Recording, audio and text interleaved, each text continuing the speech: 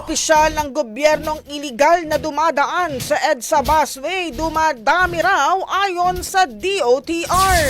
Brigada Jigo Custodio, ibrigada mo! Brigada Live Report. Bagamat kumonti ang bilang ng mga pribadong sasakyan na ilegal na dumadaan sa EDSA busway, dumami naman daw ang mga opisyal ng gobyerno na dumadaan dito ayon sa Department of Transportation.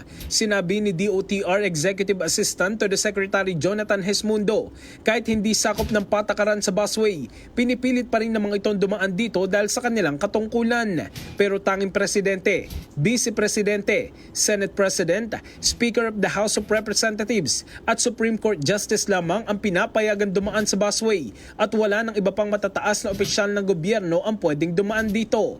Matatandaan na halos nagsunod-sunod na nahuli ng SAIC ng mga opisyal ng gobyerno dumaan sa busway kung saan pinakahuli ang 3 tauhan ng PNP Highway Patrol Group. In the heart of changing lives, ito si Brigada Jigo Custodio ng 105.1 Brigada News of Manila, The Music and News Authority.